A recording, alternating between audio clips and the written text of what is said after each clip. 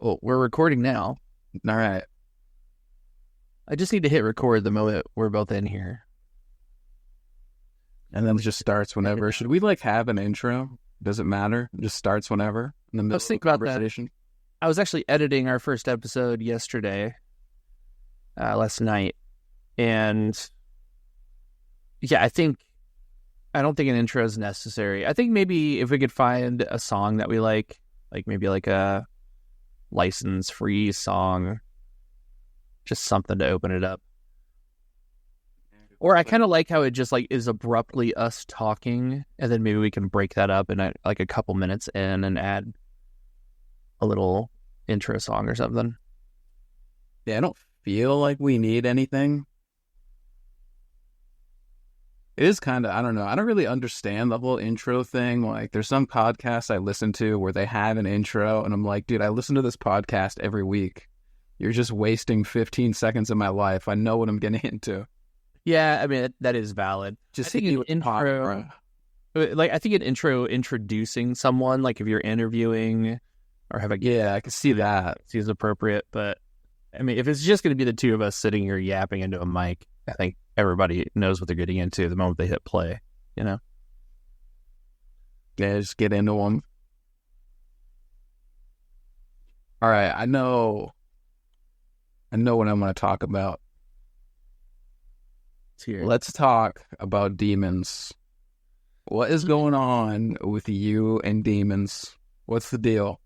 I am a firm believer that you only bring in the energy that you're exuding.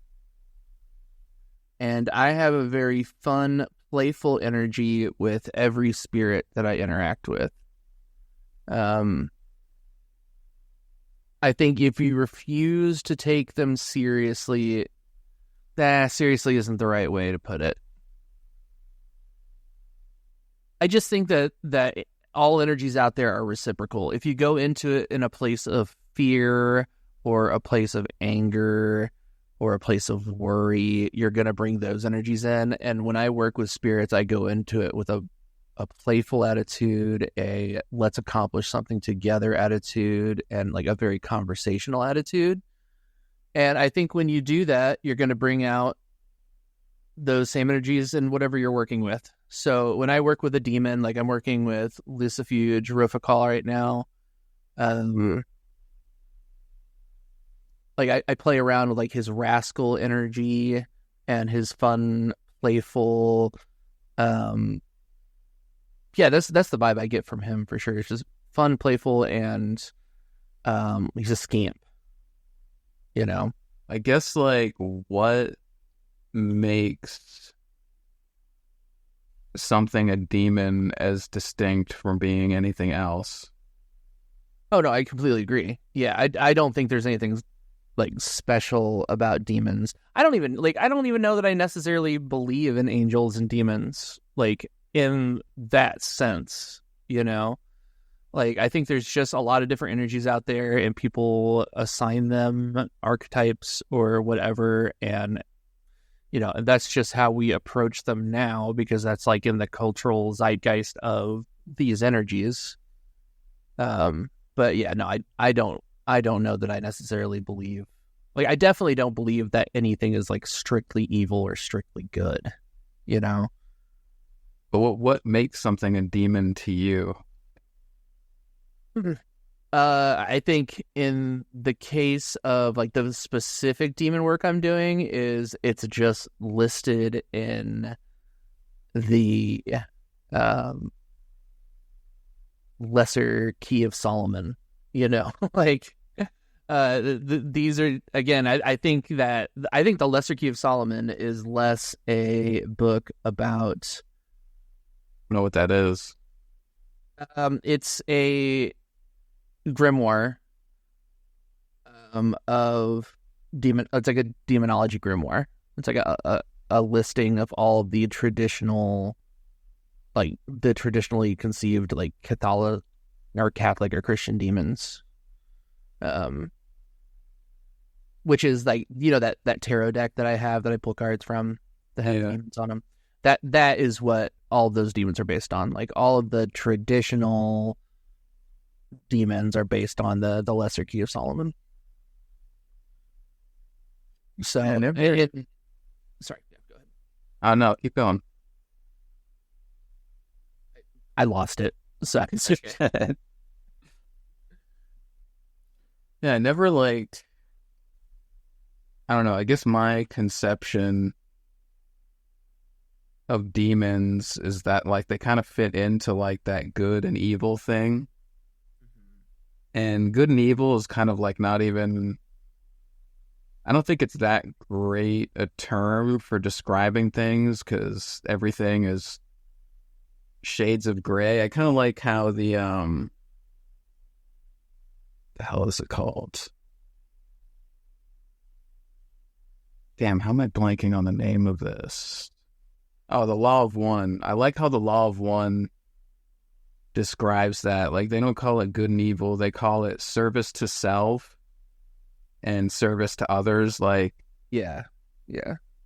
which I think is like a pretty good conceptualization of like what good and evil actually is. Because good and evil, like, can both be spiritually aware and spiritually enlightened. It's just what we would call evil sees all as one. So they're like, okay, if all is one and it's all me, then me using you to serve myself is just like me using my hands to feed myself. Like I can take for myself, and it's like, well, it's me, so what's the big deal?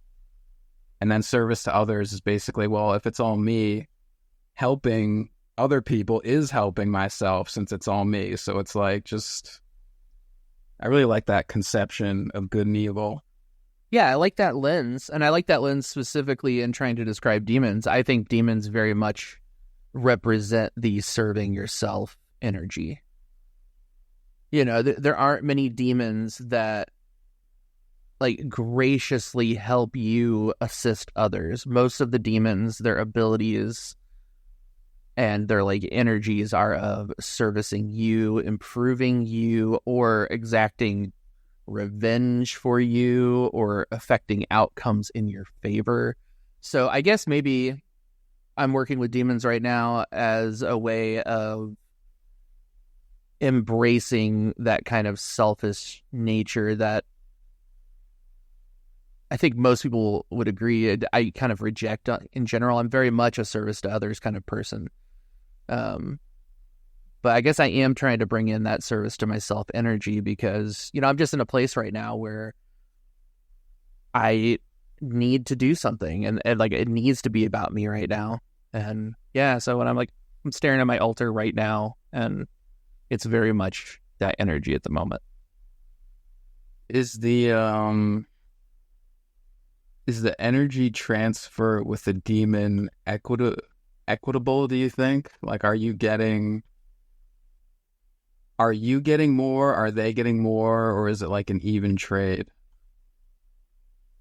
That's another fun thing about demons is that working with a demon, you're supposed to be selfish in working with them. You know, you're supposed to give as little to get as much as you can out of them because they'll try to extract as much from you as you'll allow.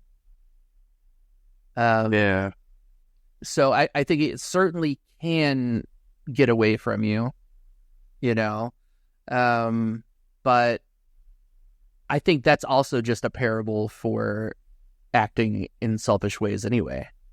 You know, if you're in a selfish era and doing selfish things, if you don't keep yourself in check, you will hurt others and you will do a lot of damage to yourself as well. Yeah, that's kind of like what my conception of demons is. They're kind of in that like service to self vein. So I've always just kind of been like, well, I could work with demons, or I could just work with like, I don't even know, because the labels are so weird, like deities, gods, like I don't know what other people would call it, but it's all the same thing to me. Yeah, I feel like the deities and gods are more like kind of unconditional. Like they're just happy to help and connect and love. And yeah, I just felt more interested in working with them than demons. Yeah, that's Feels valid. cleaner. And honestly, like, I don't know that I really feel like I'm working with anything external when I'm like pulling these cards and focusing this energy. Like, really what I'm doing when I'm digging through that deck and looking at the demons and their abilities, I'm looking at their abilities and saying, what is it that I need right now? You know, like Lucifuge. Okay, I'm looking at his card right now. He's the Ace of Pentacles in this deck. He says, gives all worldly power and treasure, makes one rich quickly. Like, that's the energy I'm pulling in. You know, I'm not really calling it a demon, I don't believe here.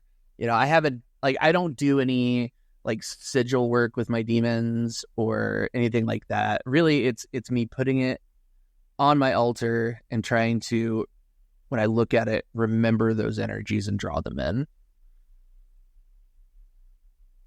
It's not to say I don't ever work with, you know, spirit or whatever, because I certainly do. But, and I have flirted with the idea of doing like the sigil work and stuff. I mean, we were talking about doing it in Orlando. Like it was playful again. It was joking, but I mean, we were talking about doing it, you know. Yeah, some of us were not on board with that. Yeah, I know. That's why we ended up not doing anything with it.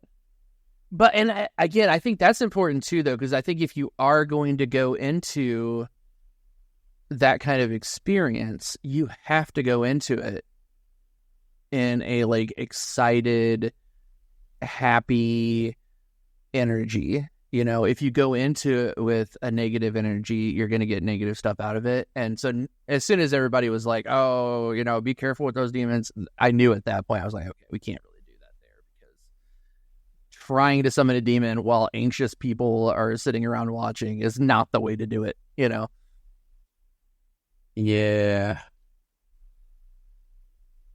Yeah, it's definitely a can of worms. Well, what else should we talk about? Or do you have more demon-related questions? I mean, I have more thoughts on demons. Yeah, let's hear 'em. So, I don't know. Are demons from hell? Like, can we associate demons with hell? Or is that like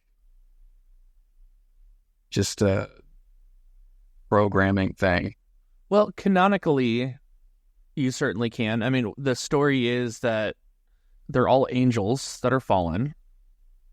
You know, they took Satan's side in the angel revolution and were cast out. And now they're all... Actually, I don't know that saying they're in hell is correct canonically. Like, I think actually they're cursed to roam Earth until the end times, at which point in time they'll be in hell. Well, nobody tell them that time is a flat circle that never ends. Well, I think they're probably forced to experience it in the same way that we do, you know? I feel like things like corporations and boardrooms come from the hell dimension because, like, hell and demons are all about hierarchy and rank. I think even the Bible talks a lot about how, like, hell has its legions and ranks, and, you know, Lucifer's at the top, and then he's got his generals and their subordinates and all that. So one of the things that I've been warned about from my guides with demons is you can work with a demon and you might be working with, you know, whoever Luciphage, but like that demon is part of a hierarchy because he comes from a place of hierarchy. So if somebody above him decides to pull rank because they see usefulness in you, they can just basically take you from the demon you're working with, and now you're working with like something else entirely. And because you've opened up your energy to that, you're now just working with this other demon. It just seems like there's a lot of pitfalls to working with demons that I don't think people are necessarily aware of because they're not thinking about it in terms of like energy and frequency and like what you're inviting into your energy and frequency.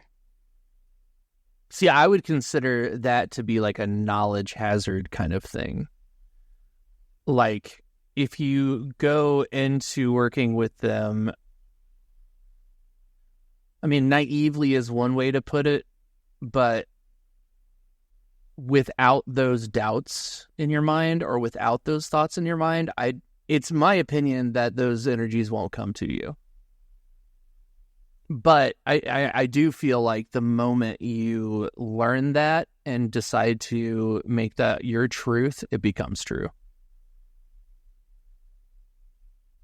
What are your thoughts on that? I feel like that's a lot of work. What do you mean? Like, you have to actively try to have a pure mind, and then if you have one slip up, you've got like demons up in your shit. Well, I don't know that it's to me.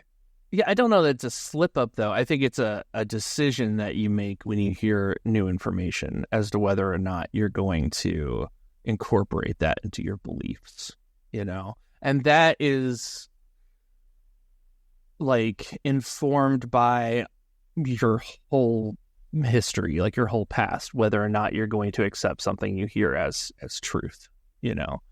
Like, I grew up religious, and if I had stayed in that environment, then hearing something like what you just said would resonate to me deeply, and it would become something I'd believe, you know? And if I did choose to continue working with demons at that point, I would be doing that with that knowledge and that possibility, and therefore bringing in that energy. Does that make sense? Yeah.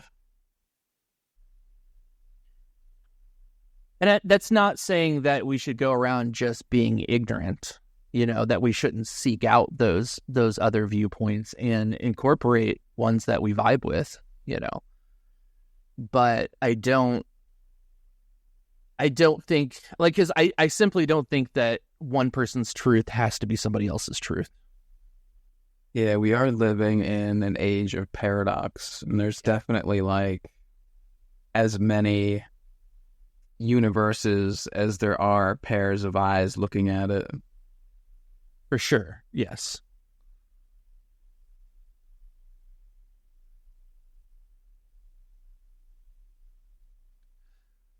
But if my guides were to tell me that, I think I would be digging into myself as to why I believe that's true, you know?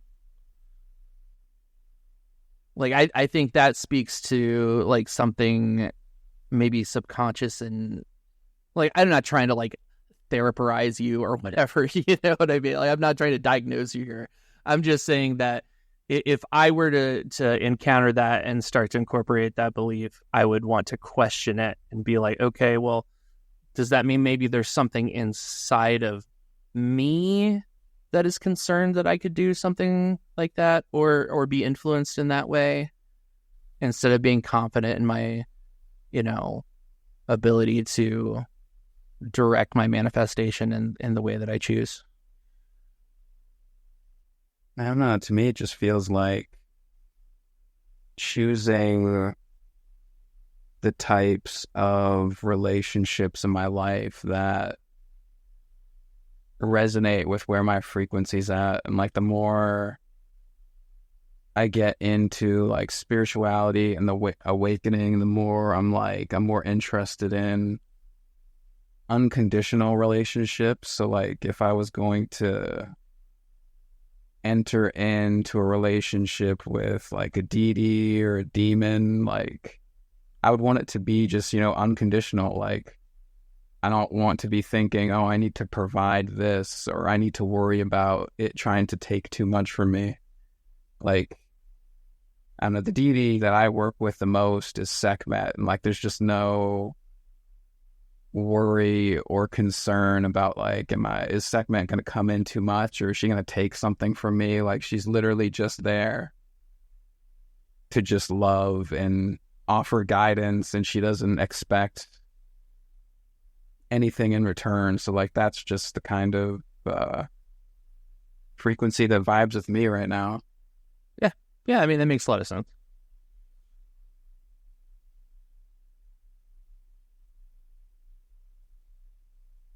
I guess I go into like every interaction with spirit with that same attitude. Yeah, I mean, I think you could literally like have dinner with Satan and you could probably be fine. I mean, I think Jesus could do that and it would just be like whatever. Right. It's just, you know,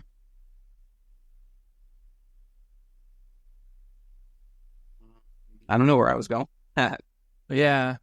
I don't know. That's got me thinking now about.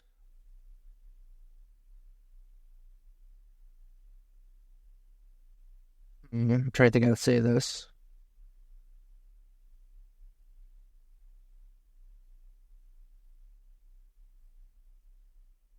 Maybe it's an overconfidence thing in myself, but I really do feel like I could sit down and have a back and forth with anything and still come out on the other side of it as myself. Do you know what I mean? Yeah, I mean, you can. Yeah. Like I don't have a fear of anything taking over, like influencing me to that extent. I just have this like confidence in my ability, and maybe it's arrogance. I don't know, but I just have a confidence in that I can go into the presence of another energy and still come out, you know, me. Maybe Yeah, that is like cockiness. I don't know. are we talking about demonic Jesus words right now? Possession. I wasn't even thinking of possession. I wasn't thinking possession either. Like, I just mean that I'm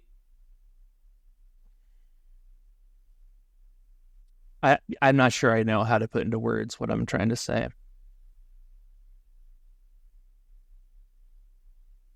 I'll meditate on it. Maybe I'll come back to it. Yeah.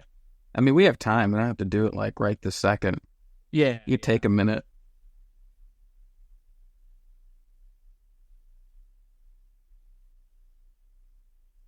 I guess I just have a really, really firm belief that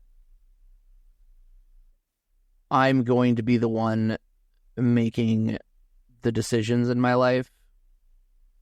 And I don't think I could be influenced by something external to it, like a detrimental place. Yeah, I could see that. It's like what I think about like entering into a relationship like that isn't necessarily about being influenced. It's more about like, if I interact with this like demon that's going to give me like abundance or whatever, it's like, yeah, he's going to give me enough money to like buy a house or whatever. But then it's going to be like, what are they going to take in return for that? Like, that's what I would be thinking about. Yeah, and what I'm saying is I don't think about that. I know that whatever I'm going to give, it's going to be something I'm willing to give in exchange for it. I don't believe that anything will ever be able to extract from me more than I'm willing to give.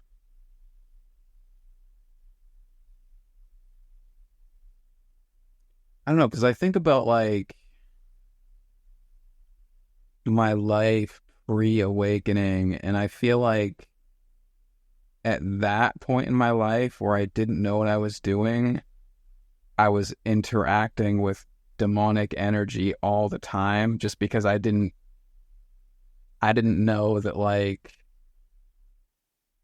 having beliefs of lack or judgment like was literally a demonic energy that I was interacting with. And I feel like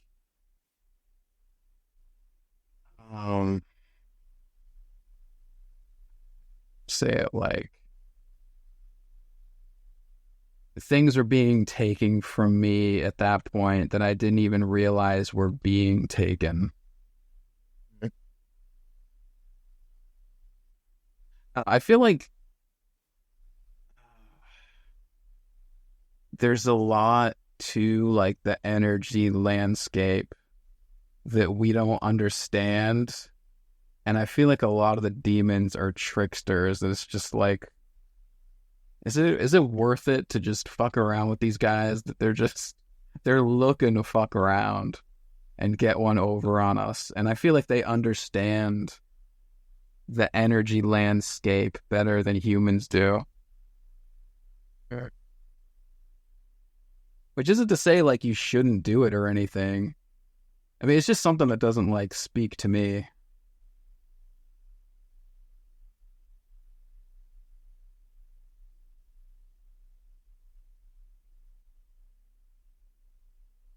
Trying to think how to put something else into words here now. This is a big, deep thought episode, man. So, Oh, go ahead. do you believe that we're all one? That all of this is just like one super consciousness split into a million whatever?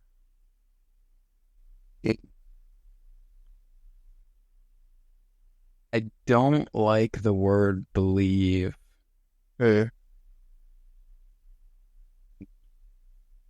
I would say I understand it intellectually, and I've had experiences where I've felt pieces of it. Like I've never had an experience where I felt like I was one with everything, but I've had, like psychedelic experiences where I felt like at one with, my street or another person or somebody who's died. So I feel like I have a partial knowing of that, is how I would answer that. I feel like I've experienced the oneness at a couple of different times in my life. And I think maybe in some way that informs the way I interact with not just like energies and deities, but also people. And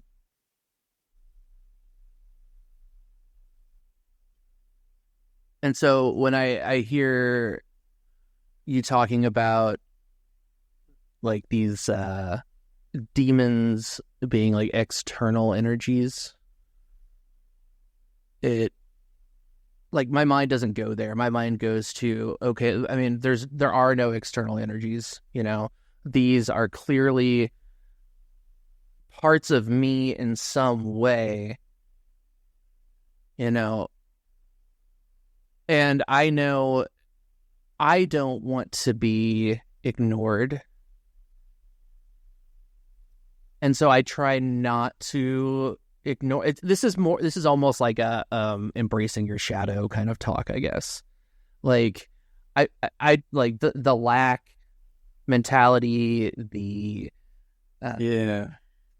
all of those are in my opinion parts of me that need to be reckoned with and understood and explored. And so maybe that's part of why I don't have a problem working with these like quote unquote demonic energies, because I just recognize that they're a part of me that if I don't look at, they're just going to be there, Yeah, this is actually, I'm seeing the full picture now. Like I'm seeing like how our thoughts like square together. You're like going through this shadow integration shit. Like that totally makes sense. Like I feel like my shadow is pretty well integrated because I had a very tumultuous experience when I was young and just had a lot of, violence and all that shit. So I kind of feel like I already have that gear. I don't really feel like I need to go playing with demons. Like, I feel like if I was in a situation where I don't know, like shit got real and we had to get our hands dirty, I would do what needs to be done. I feel like I already have that. So I could see, like, if you're trying to, it makes sense why you'd want to work with those type of energies, trying to integrate your shadow. I get that. Yeah, I mean, I had a really rough childhood too, but I didn't do a very good job of reckoning with that at the time. And instead, I ended up wearing those shadows like an armor for a long time. Mm. And then for a time, I convinced myself that they simply weren't there, and I walked around naked without them. But that was also vulnerable, and I wasn't completely myself. And yeah, I'd say when I was about 32 is when I started this process of trying to integrate my shadow. I didn't know I was doing it at that time. I didn't know for a long time that that's what I was doing, but it's an ongoing process for me for sure. Because I used the fear of being hurt like I was as a child as a excuse to not let others in fully. And it turns out that's just a good way to alienate people, especially people that you really love. Because when they find out that they don't know you fully, that feels like a betrayal, And yeah, the integration of that and trying to become a whole self, which is what towards is hard and scary. And so I'm just being playful with it at the moment. Yeah, that's like something I think about a lot, is like the nice guy syndrome. Like, I don't think it's good to just be nice for the sake of being nice. Mm-hmm. Like, I think there's a lot of people who are nice, who are actually service to self, and they're being nice because it's like a transaction. They're being nice so that you treat them well because they need something from you. But I think if you're capable of being like self-sufficient and like you don't need anything, I had a thought and it just like unraveled on me. Oh, damn, where the fuck?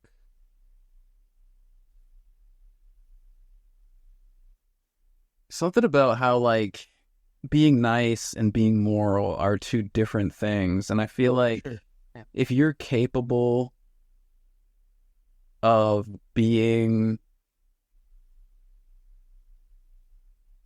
violent and enforcing your boundaries,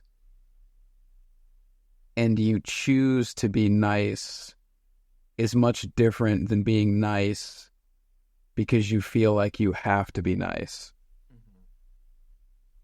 And I think it's better to like have your shadow conquered and be capable of, just doing what needs to be done, being violent if it comes to that, and choosing not to. Like, I think that's kind of, especially for masculine energy, because there's lots of people that like, especially like masculine energies, that never had any power, never had any ability to get one over on somebody, and then they find themselves in a situation where they can, and their shadow just comes out because they've never tangled with it before and they've never had this opportunity before. And yeah, I've heard there's like lots of guys in prison that are like short, like weak men who never had an opportunity to like dominate someone and they just find themselves in this position where they had a gun or a knife and they're just like, they just felt compelled to, just because they never integrated their shadow. And so I do feel like that shadow integration is really important, especially for masculine. Yeah. Yeah, the early bits of my awakening were very love and light in a performative way. I am kind of generally just like a pretty, like, I'm a kind dude just in general. And so it wasn't hard for me to do that. But talking with Tiff, actually, like meeting Tiff was the catalyst to me learning about and really embracing the idea of integrating my shadow. Like, she's the one who gave me words for it, for what I was doing. Like, I just hadn't heard it before, and she started talking to me about that existential kink book that she loves. And yeah, that kind of got me on the more specific journey that I'm on right now of trying to work with those energies inside me. Yeah, I think a part of that is tapping into that like primal animal energy too, because animals, I think they have a lot to teach us because they don't have ego the way that we do. So like they just do what they need to do to survive and they don't feel any sort of way about it. And then they're good after, a deer can escape from a wolf and then it's just, it's out living its life. Now, wolf can eat a deer, and it's not like, oh, am I a bad wolf? Ouch. But is that just the curse of consciousness? I don't think it's a curse. I think it's a self-judgment program that's not even necessary. I think we get this mind, and we can do whatever we want with it. We can judge ourselves with it. We can question our desires with it and beat ourselves up over it. But, is that really a productive use of energy? And good point. We can literally do anything. It's just, I don't know, maybe a part of awakening is just trying to be more elegant with our use of energy. Sure. Elegant's a nice way to put that. I think I would have said efficient, but I really like elegant better. It's kind of thing. You could use either one. I thought efficient too. Yeah, it's the same thing. God has infinite power, so you can do like whatever. But there is kind of like a artistic beauty in efficiency. I feel like efficiency is a mechanical thing, whereas elegance is like a choice. Or artistic. Yeah. Yeah.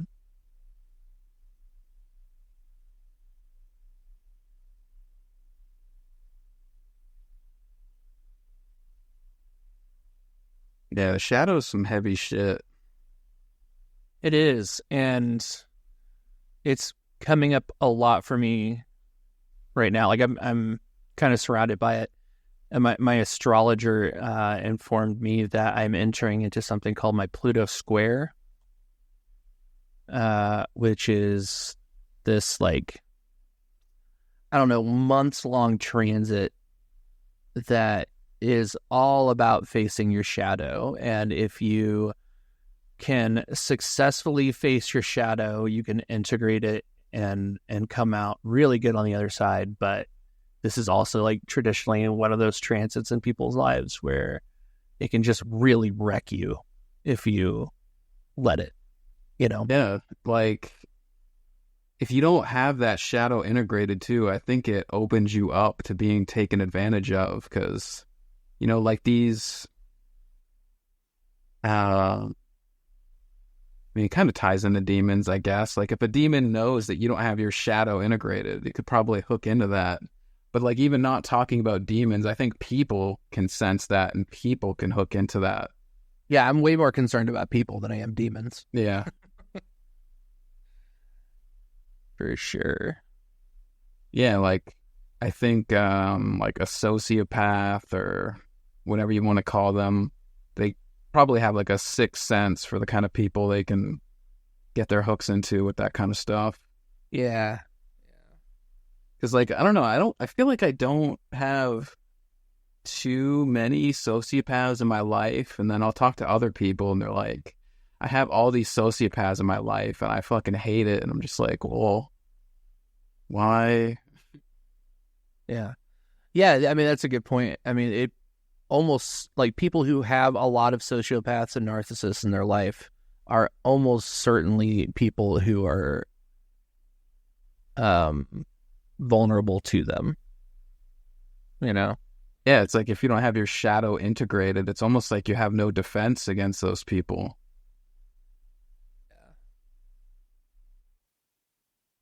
Yeah, and that really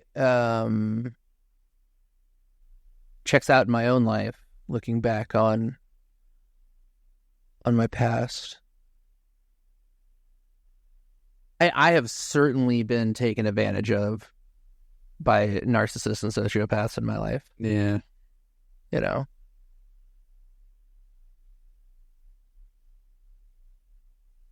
Yeah, get a few of those kicking around. I feel like that's a karmic thing for me. Like that is like a big lesson I'm supposed to learn in this life, is how to not be subject to that energy, like how to navigate that. Yeah, and it's like I've kind of been digging into narcissism recently, and I definitely see like other people with it, and then I also see it myself, and I'm like, all right, definitely need to turn down this program and that thought. So it's interesting to dig into all that stuff. Yeah, there are degrees to narcissism for sure. Yeah. It's like everything is a fucking spectrum. Mm-hmm. Yeah. Which makes sense, right? Like, going back to astrology, I mean, it's all just degrees of influence by things. And everybody's going to be influenced differently. Yeah.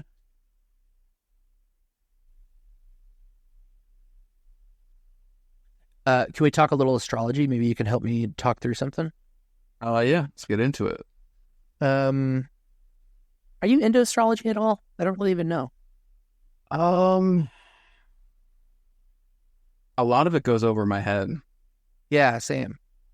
Like it just feels like it's this very deep, complex science, and I understand a little bit of it, but when people start getting deep into it, it usually just turns into the Charlie Brown teacher voice. Yes, the wah, wah, wah, wah, wah, wah, wah, wah. Yeah, Trines and transits, you start losing me. Yeah, but I don't know. I recently started working with this woman named Christina, who's an astrologer in Japan. I actually just recorded an Interviewing Aliens episode with her yesterday. And she and I have been working together for a while, and I've done a couple of like long readings with her, like 2.5-hour readings with her, going over like my chart and past transits and different aspects and all of those things that used to sound like wah, wah, wah, wah, wah, wah, are clearing up a little bit, you know? Like you imagine Charlie Brown as he grew up, he could slowly start to understand those adults a little better. And I don't know, I am feeling a bit of a pull, like a tug inside me to investigate that fuller, or more fully, I guess be a way to put it. So I'm working with her, and she suggested that I pull a card from an oracle deck, like this astrology oracle deck, and then like just kind of focus on whatever aspect or sign or planet or whatever is listed on that card, and make like try to bring in the energies of whatever that is, and try to not like look it up, not do research on it. She was very specific about that because that was my first thought. She was like, okay, I want you to do this. I was like, oh, great. I'm going to go start researching, blah, blah, blah. And she's like, no, stop. Don't do that. Like, I'm just supposed to think about what I already know about it and then try to, I'll say extrapolate because that was a fun word we were using yesterday. Extrapolate on those and make some kind of like prediction for the day based on that, or try and make a I guess prediction is really the only word I can come up with for it, and see if it comes to fruition, or maybe if it's different in some way than I imagine, or if it doesn't show up at all, whatever. So yesterday was Aquarius. Yesterday's when I started it, and I was concentrating on the idea of Aquarius. Aquarius is my rising sign. It's also my Mars. It's a big influence in my life. But I don't really know a whole lot about Aquarian energy. But what I do know, like what I think of when I think of Aquarian, is like kind of weird outsider energy, but able to view things from a different angle, and usually works well in like a group because they bring in a different perspective.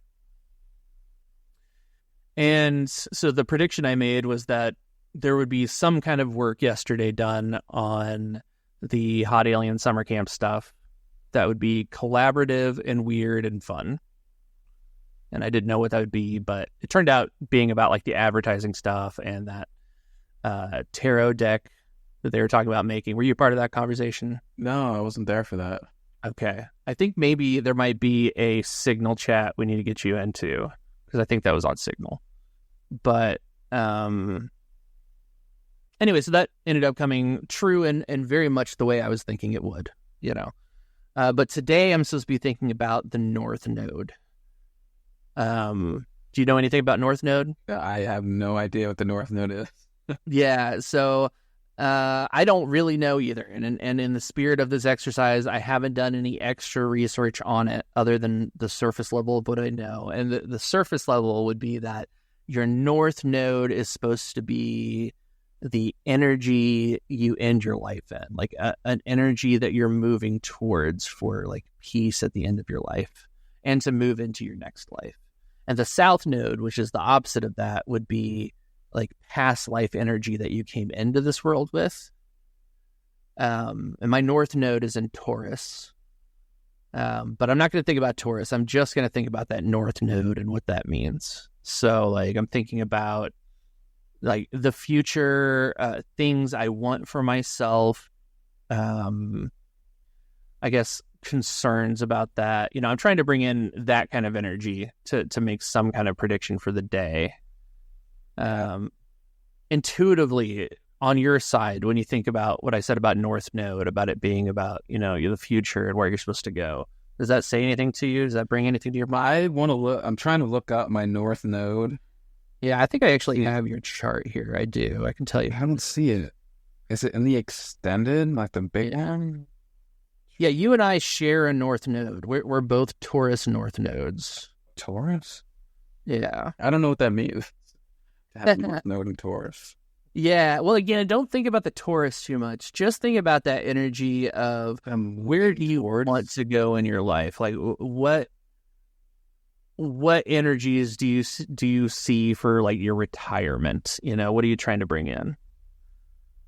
I never plan on retiring. I just plan on dying at some point. That's valid. Okay. I don't know. I just want to like get more into consciousness, spirituality, less into 3D shit. I feel like that's what I'm moving towards. And on. Which I don't really think is like Taurian energy. So I don't know. I don't know. Yeah, like when I think about that as well, like I have a hard time connecting with Taurus as an energy in general. Except for the whole like grounded thing. I get the feeling of being grounded and being grounding for others because I think people always tell me I'm grounding for them, so I just assume that I am. But like that's a big Taurus thing in my opinion. Yeah, people tell me that, but I literally fucking hate grounding. So I think my prediction for the day, based on my North Node, because I'm North Node, and I was talking to a couple people about this yesterday. Like, I want the things I want to be doing in my end of life is being surrounded by the people I love and spending quality time with them and living in comfort and abundance with them. Like that, when I think about my future, that's what I want. And so I guess I'm going to predict that today there's going to be, I don't know, some kind of conversation other than this about that energy in some way. I guess we'll see where I'll report back on if that's true or not.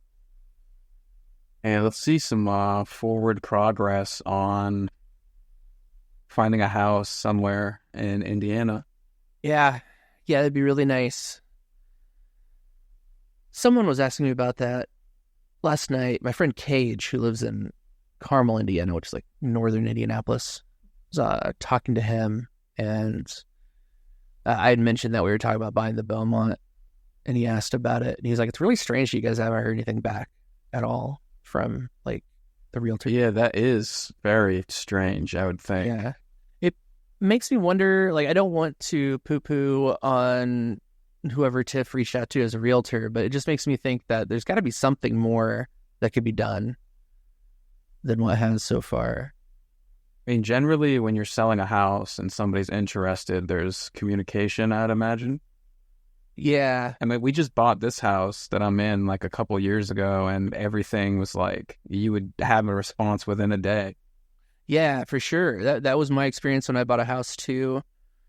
And I helped a couple people move or buy houses last, let's see, I guess that would have been 2023, like February 2023.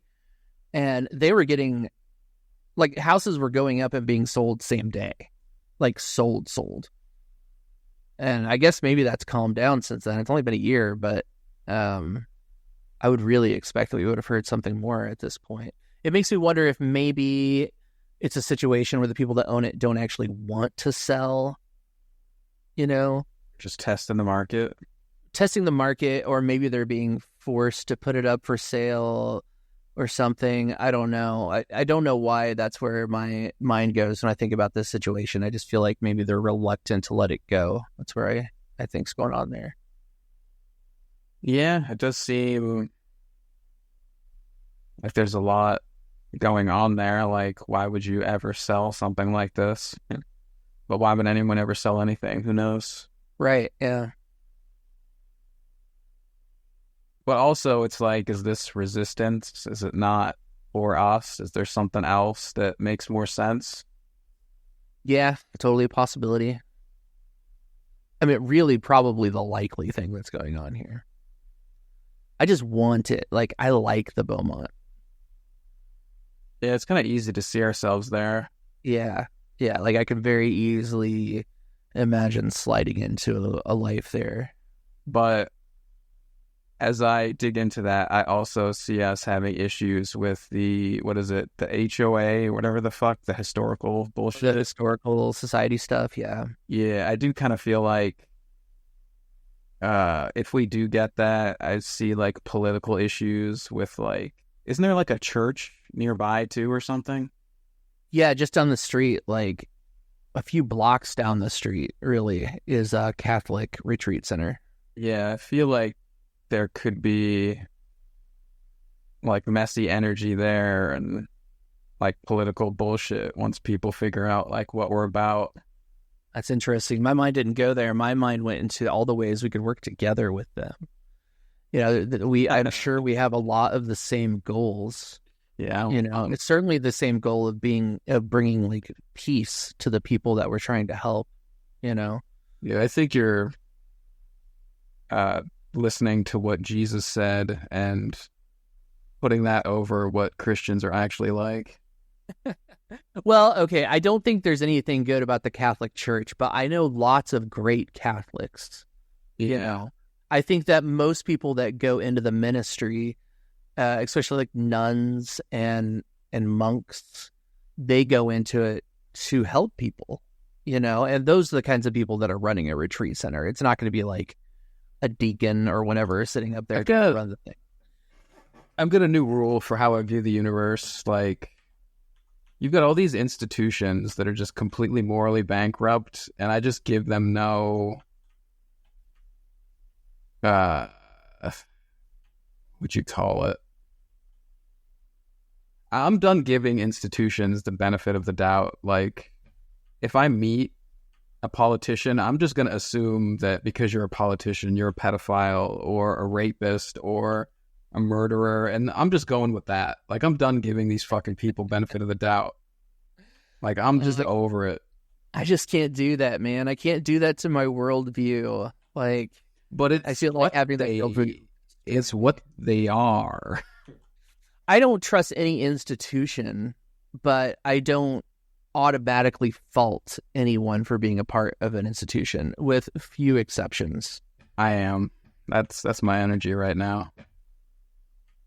It's just, you're part of the solution or you're part of the problem. Like, these things are fucking energy vampires, and you're like, I'm not you, but they just feed them. Like, we don't need a fucking church. What do we need a Catholic Church for exactly? What does it do? Like, please. What does it do? I don't have a problem with there being places for people to go and explore spirituality and to learn from people who have explored their own esoteric ideas and want to share them. I don't have a problem with that.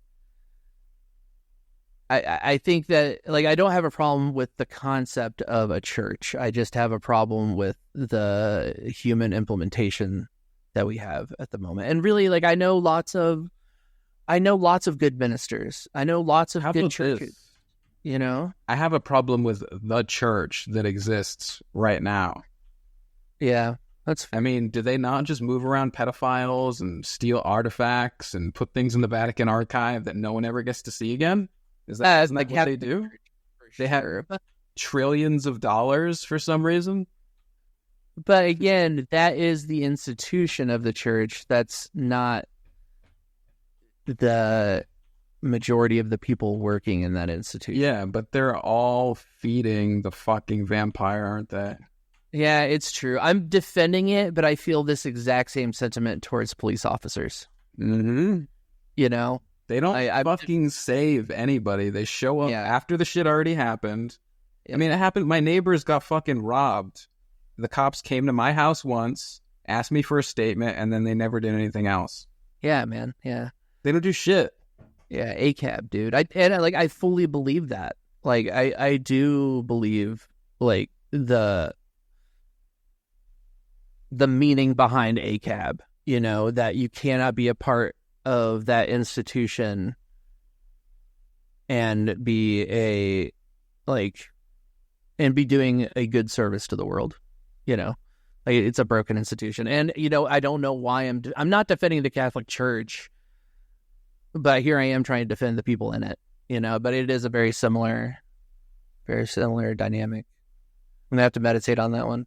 Yeah, I mean, I thought the whole point of, like, the Christian faith was that, like, I'm not even sure what the fuck the point is, honestly. It's something to do with Jesus, and you got to follow Jesus. And I'm pretty sure Jesus didn't say anything about, like, establishing a state and then taking money and doing all the weird shit that they do, wearing these goofy fucking hats.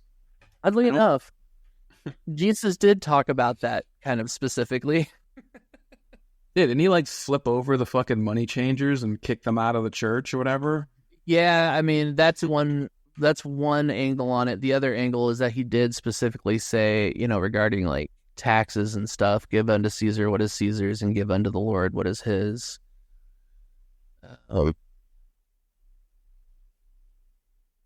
Yeah, there's both sides to that. You know, I think that Jesus, as he's written and portrayed, maybe really kind of is on board with that line of thinking, unfortunately.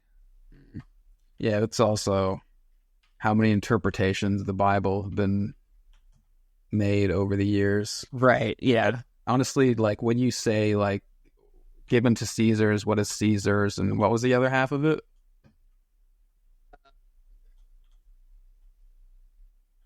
And given to the Lord, what is the Lord's? It's about tithing. Yeah. I mean, does that vibe with what? Have you ever like kind of connected to like the Jesus or the Christ like frequency? I've known him a few times, and that just doesn't really vibe with what I connected with. TBH. Same. Yeah, Jesus consciousness or energy or whatever is not that vibe for sure. Yeah.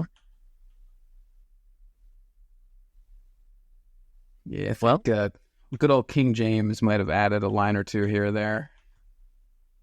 Oh man, translations of the Bible are such a rabbit hole. Yep. And there is definitely like nuggets of truth in there because that's what brings people in. But then there's a whole lot of dressing around it. Yeah. I think writing down the Bible was a huge mistake. I think it was always meant to be an oral tradition, and that if you make it concrete like that, it destroys the whole purpose of it. Like, it's supposed to be fluid and with the times, and it's supposed to be like a parable that teaches people how to live a good life, not a parable or not a book of instructions on how to live, you know? Yeah, I do think I think all of these things are ending. Like the church is ending, governments are ending, institutions are ending, and it's such a good thing. These things have just been so oppressive. Yeah. It's just time for people to start just trusting their fucking experience. What do we need? Why do we need an expert to tell me what's happening in the world, in my body, in my mind? I think I know what's going on.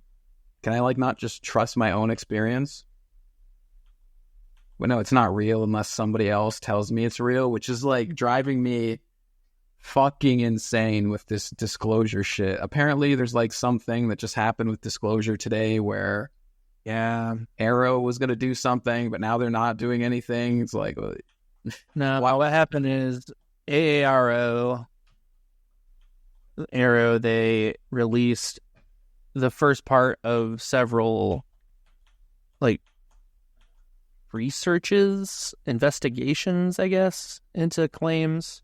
And they came out pretty much, I mean, very flatly stating that nothing they have seen so far is extraterrestrial in nature. And that this is all just the group of a small group of people, of true believers within the government who are spreading rumors that they believe, but still just rumors that aren't true. That's what AARO came out with. Is it a government saying Arrow? Like, I don't even know. Yeah, it is. It's a military division. Yeah. So, of course, they're going to come out and say no. You know, like, who gives a shit about that report? Like, it doesn't matter. You know, the people who don't want you to know things have told you there's nothing to know. But look at fucking David Grush and Lou Elizondo. Like, why do they have a voice in the UFO community when they're literally fucking feds? Like that, it makes no sense to me. Yeah. But people love those fucking guys. I kind of love Grush. Why? He's paid by the DOD. Yeah, I know, man. I know. They have all the stuff. They're not sharing it. They dangle him out in front of you, and he's like, what? I just like him on a personal level. Like, as a person, I enjoy the persona he's projecting. I think it's fun and autistic and fun and quirky. But I do think he's a patsy. I don't think he's doing anything intentionally. I think there's a very good chance that what they released in the AARO report saying that it's just a small group of people generating this is their game. It's coming out. It's inevitable. There's nothing they can do to stop it. But their only goal is to just release it as slowly as possible. Drip, drip, drip, drip. They're just trying to drip us to death. But it's not going to work because we're just going to bypass them. Like, we don't even need them. They are completely unnecessary. We do not need a government to come in and tell us what's real. I know it's real. UAP stuff for that reason. Like, I'm kind of like, I still go on the subreddit like 2 or 3 times a week just to see what's going on. It makes me angry every time. Like, literally every thread is just like what some Fed has to say. Yeah. Like, the whole, I just don't even think Reddit is real. Like, I'm pretty sure that whole fucking website is just astroturfed.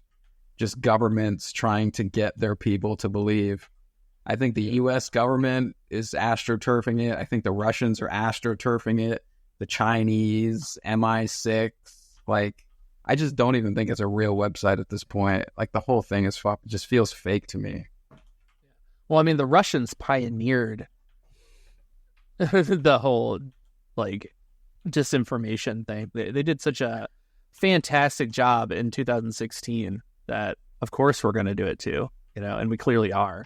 And it's just it's a very short period of time now before the vast majority of content on Reddit is AI generated anyway. If it isn't already, it may already be. Yeah, I think that's giving Russia a little bit too much credit. I think the American, or not even the Americans, I think this, it gets so complicated to talk about they and the conspiracy theories, because, like, I think it's a lot. I think it's the CIA. I think it's the Illuminati. I think it's the Rothschilds. I think it's the Vatican. There's, like, so many factions behind the scenes. And it's like, yeah, I think they have been doing the astroturfing. And then we just look at Russia and we're like, oh yeah, Russia influenced the elections. It's like, yeah, that's, like, completely unimpressive to me, given that the CIA has brainwashed the entire public into thinking that, like, the news media is real and not just what they want people to think. Like, there's way bigger shit going on than influencing elections. Yeah, I mean, that is true. And the elections, by the way, aren't fucking real anyways. Yeah, I know. This will be unpopular to some of my friends if they listen to this, but I stopped voting 2 years ago. Dude, we have to stop voting. Like, I'm sick of that shit where it's like, oh, if you don't vote, you don't get to complain. No, motherfucker, if you vote, that's your consent to the war crimes, to the human trafficking. Like, it's a stamp of fucking approval. Fuck that shit. I'm not voting ever again. And if I ever do vote again, I'm just writing myself in, just as a way to, like, I'll literally vote only if it's part of, like, a magical ritual to invoke my sovereignty. That's the only way I would ever vote. Would you consider yourself an anarchist? When I was young, I hated the idea of anarchy, but, like, the older I get, the more it makes sense to me. Yeah. I've kind of always embraced the idea, but in different ways. And I'm getting a lot of anarchy things right now. It did start with Jessa posting that episode about her views on anarchy and how she's, like, going to start being more vocal about them. But as soon as she did that... I don't like that episode. I don't think I've heard. Have you not seen that one yet? No. It was good. I'll send it to you later.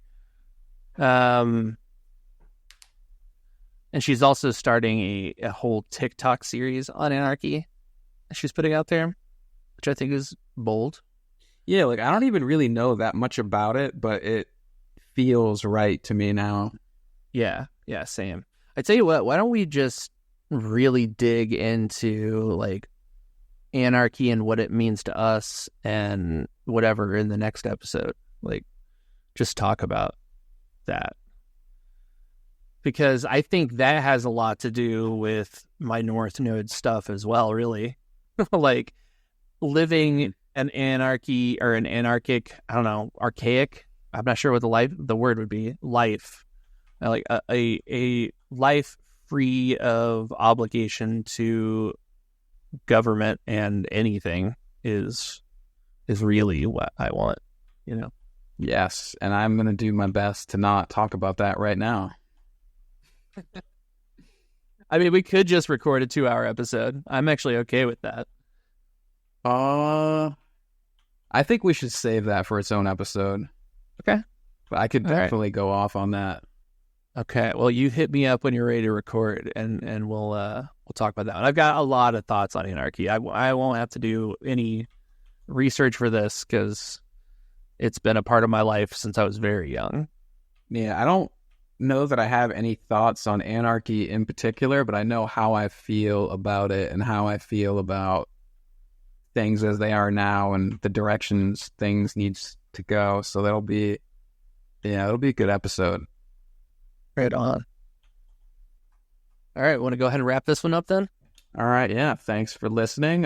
Sign up to the Patreon and make us trillionaires so we can start our own church and start doing whatever the fuck we want to do.